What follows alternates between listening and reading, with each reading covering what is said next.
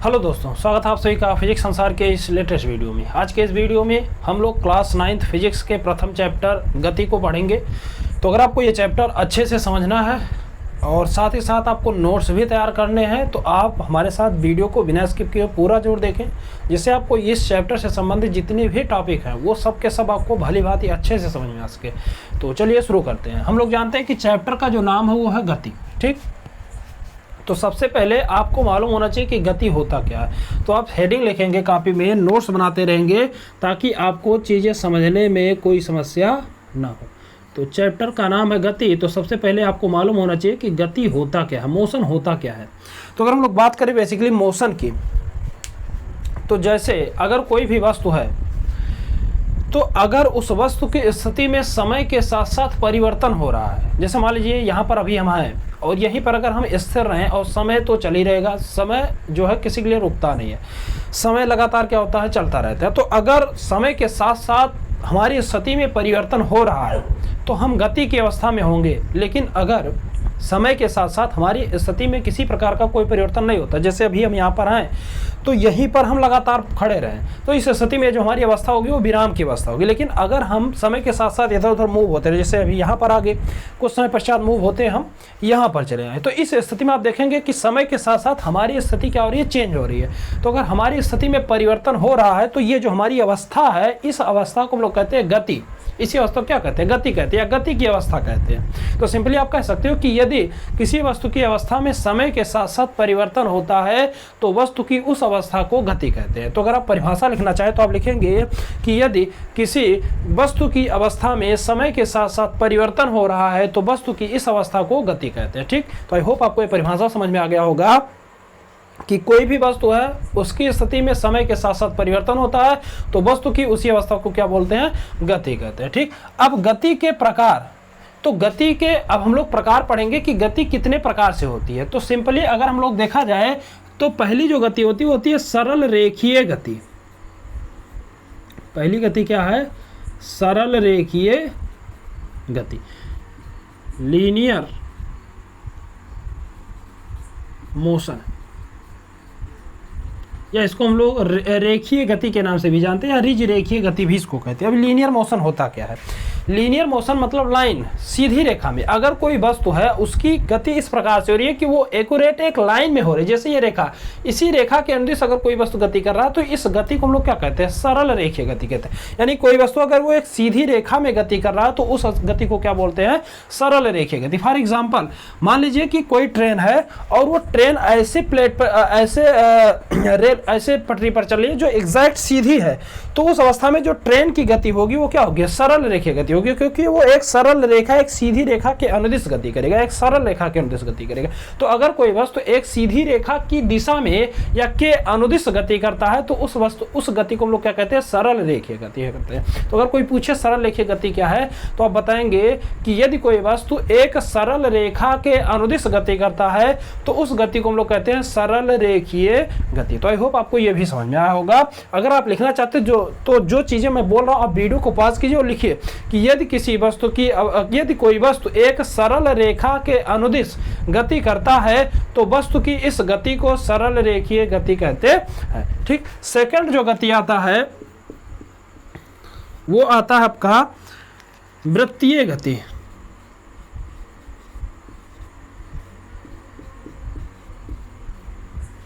वृत्तीय गति, circular motion.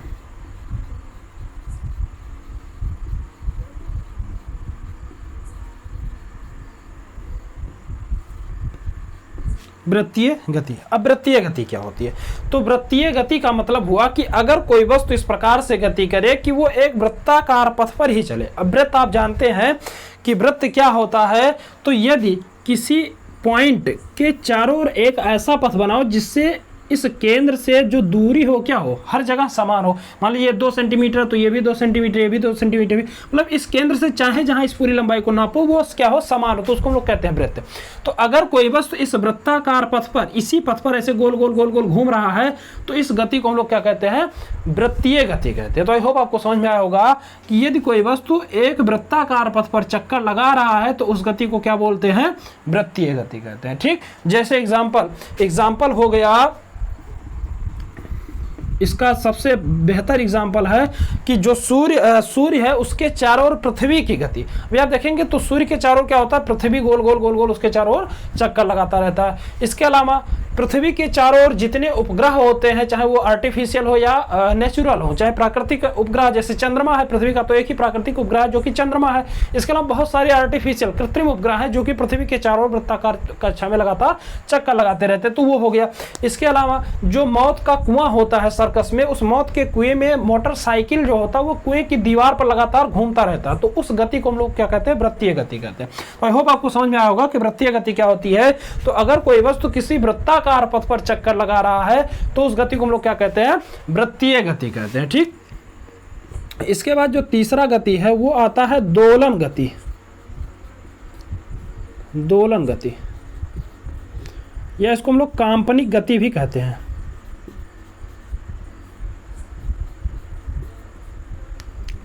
Vibratory motion.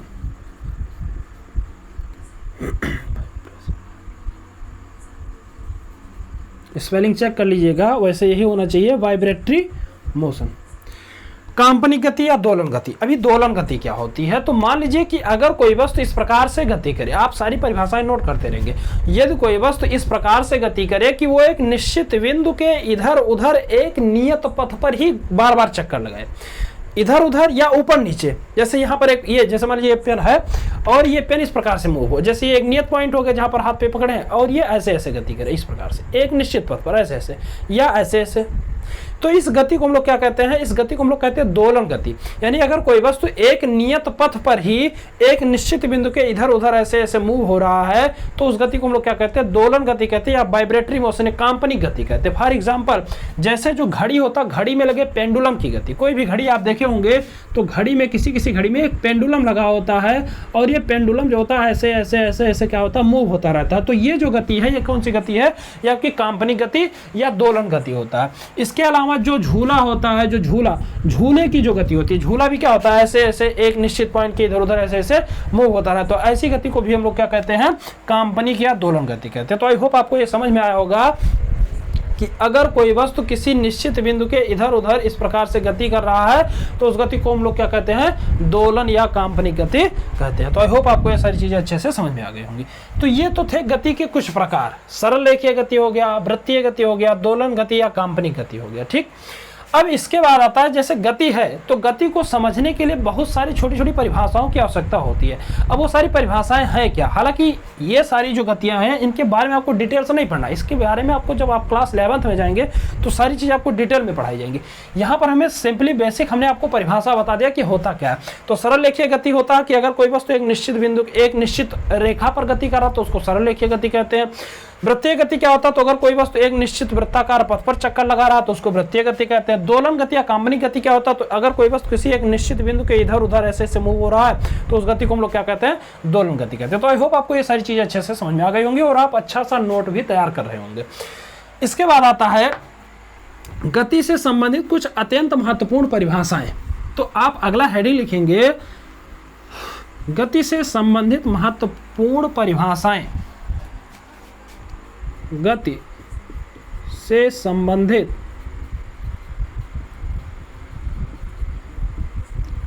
महत्वपूर्ण परिभाषाएं। गति से संबंधित महत्वपूर्ण परिभाषाएं, सम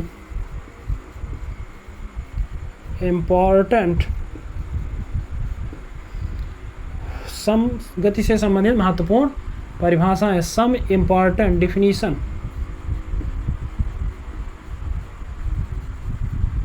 रिलेटेड टू मोशन।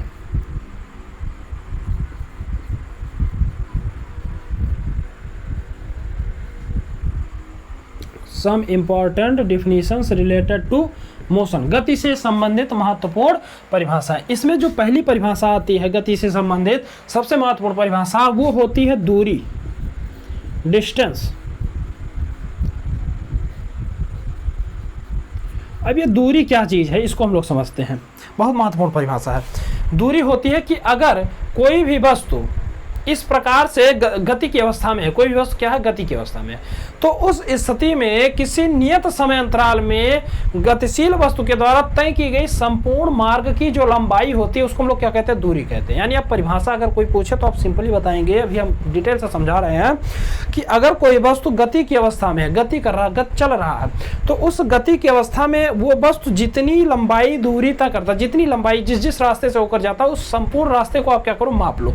तो वो जो संपूर्ण रास्ते की लंबाई होगी उस संपूर्ण लंबाई को हम लोग क्या कहते हैं, दूरी कहते हैं। जैसे मान लीजिए कोई एग्जांपल है, यहाँ पर एक कोई वस्तु है और यहाँ से ये चलना शुरू किया, ऐसे ऐसे ऐसे ऐसे मूव होते होते होते होते वो यहाँ पर आ गया, ठीक।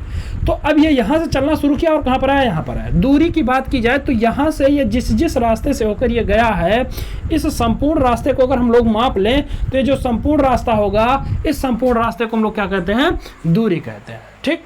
संपूर्ण रास्ते में जो भी लंबाई होगी उसी को क्या बोलते हैं, दूरी कहते हैं। तो आई होप आपको समझ में आ गया होगा कि किसी गतिशील वस्तु द्वारा तय की गई संपूर्ण मार्ग की लंबाई दूरी कहलाती है, ठीक। इसे सिंपली देखा जाए तो डी से प्रदर्शित किया जाता है। डी फॉर क्या होता है, डिस्टेंस होता है। अगर इसकी मात्रक की बात की जाए तो इसका मात्रक जो होता है वो मीटर होता है, प्रतीक स्मॉल यम होता है। कौन सी राशि होती है, एग्जाम में पूछा जाता है तो आप लिखेंगे यह एक अदिश राशि है। अब सदिश राशियां क्या है, इसके बारे में हमने आपको पहले से ही पढ़ा दिया है। तो यह कौन सी राशि है, तो यह एक अदिश राशि है। तो इतनी चीज आपको मालूम होनी चाहिए। और अगर इसका विमीय सूत्र कोई पूछ ले तो विमीय सूत्र जो है क्लास 11 में, लेकिन आप समझ लीजिए इसका जो विमीय सूत्र होता है वो होता है capital L. L for length होता है और लंबाई का विमीय प्रतीक एल होता है और दूरी जो होती है एक प्रकार की लंबाई होती है, इसलिए इसका विमीय सूत्र क्या हो जाएगा, एल हो जाएगा। तो आई होप आपको ये परिभाषा समझ में आया होगा कि यदि किसी गतिशील वस्तु के द्वारा संपूर्ण मार्ग की जो लंबाई होती है, किसी भी गतिशील वस्तु के द्वारा तय की गई संपूर्ण मार्ग की लंबाई को दूरी कहते हैं, इसे स्मॉल डी से प्रदर्शित करते हैं, ठीक। इसके बाद सेकंड जो परिभाषा आता है वो आता है विस्थापन। सेकंड जो परिभाषा है वो क्या है, विस्थापन, डिस्प्लेसमेंट।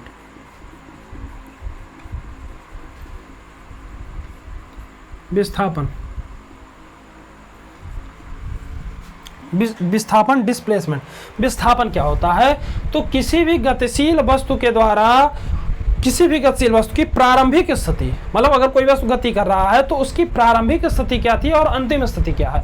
प्रारंभिक स्थिति और अंतिम स्थिति के बीच की जो न्यूनतम लंबाई होती है उसको हम लोग क्या कहते हैं, विस्थापन कहते हैं। तो सिंपली अगर कोई परिभाषा पूछे कि विस्थापन क्या होता है तो आप बताएंगे कि किसी भी गतिशील वस्तु की प्रारंभिक स्थिति और अंतिम स्थिति के बीच की न्यूनतम लंबाई को वस्तु का विस्थापन कहते हैं। जैसे मान लीजिए कोई वस्तु यहाँ से चलना शुरू किया और यहाँ पर आकर के रुका, ठीक। तो यहाँ से चलना शुरू किया, यहाँ पर आकर रुका, तो यहाँ से ये जो रास्ते की टोटल लंबाई वो तो हो गई दूरी, लेकिन यहाँ से यहाँ की ये जो न्यूनतम लंबाई, ये वाली लंबाई है, इस लंबाई को हम लोग क्या कहते हैं, विस्थापन कहते हैं। विस्थापन जो होता है वो प्रारंभिक और अंतिम बिंदुओं के बीच की न्यूनतम दूरी होती है, जो सबसे कम दूरी होती है। तो सबसे कम दूरी एक सरल रेखीय गति में जो होगी वही होगी। तो यहाँ पर ये जो दूरी, ये लंबाई है, इसी को हम लोग क्या कहते हैं, विस्थापन कहते हैं। तो आई होप आपको विस्थापन समझ में आ गया होगा कि किसी गतिशील वस्तु की प्रारंभिक स्थिति और अंतिम स्थिति के बीच की न्यूनतम लंबाई को वस्तु का विस्थापन कहते हैं। फिर इसका मात्रक अगर कोई पूछे तो इसका जो मात्रक होता है वो आपका वही होता है, मीटर प्रतीक स्मॉल यम। इसके अलावा कौन सी राशि है, तो यह एक सदिश राशि है। विस्थापन में क्या होती है, दिशा होती है। विस्थापन में दिशा होती रहती है। और विमीय सूत्र की अगर हम लोग बात करें तो इसका जो विमीय सूत्र होता है वो कैपिटल यल होता है। तो आई होप आपको ये सारी चीज़ें अच्छे से समझ में आ गई होंगी कि दूरी क्या होता है और विस्थापन क्या होता है। तो अगर आपको ये चीज़ समझ में आ रही है तो चैनल को सब्सक्राइब कीजिए, वीडियो को लाइक कीजिए, ठीक। इसके बाद हम लोग समझते हैं कि दूरी और विस्थापन में अंतर क्या होता है। हालांकि ये भी लंबाई, दोनों ही लंबाई है, बस दूरी क्या होती है, संपूर्ण मार्ग की लंबाई होती है। विस्थापन क्या होता है, तो प्रारंभिक और अंतिम स्थिति के बीच की न्यूनतम लंबाई होती है। अब दोनों में अंतर क्या है, तो आप अगला हेडिंग लिखेंगे, difference between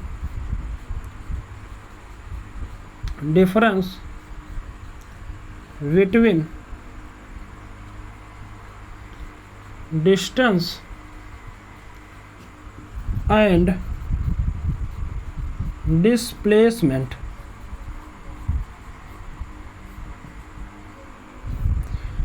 difference between distance and displacement, दोनों में अंतर क्या होता है इसको हम लोग समझते हैं। जो पहला अंतर, मुख्य अंतर है, ये आप नोट करते रहेंगे, एग्जाम में बहुत बार पूछा जाता है कि डिफरेंस क्या है दोनों में, डिस्टेंस और डिस्प्लेसमेंट में, दूरी और विस्थापन में अंतर क्या है। पहला अंतर यह है कि दूरी, परिभाषा ही पहला अंतर है कि किसी गतिशील वस्तु के द्वारा तय की गई संपूर्ण मार्ग की लंबाई को दूरी कहते हैं, जबकि विस्थापन जो होता है वो किसी भी गतिशील वस्तु की प्रारंभिक स्थिति और अंतिम स्थिति के बीच की न्यूनतम लंबाई जो होती है उसको हम लोग दूरी कहते हैं, उसको विस्थापन कहते हैं। ठीक, तो पहला अंतर ही हो गया।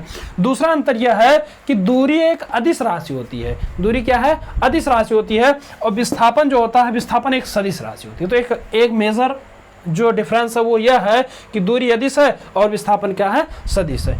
तीसरा अंतर यह है कि दूरी जो होता है वो सदैव धनात्मक होता है। दूरी का मान हमेशा किसमें होगा? पॉजिटिव। कोई भी लंबाई कभी निगेटिव हो ही नहीं सकती, तो ये सदैव क्या होता है? पॉजिटिव होता है। लेकिन जो विस्थापन है वो पॉजिटिव भी होता है, निगेटिव भी होता है और जीरो भी होता है। अब जीरो कब होता है पहले इसको समझते हैं।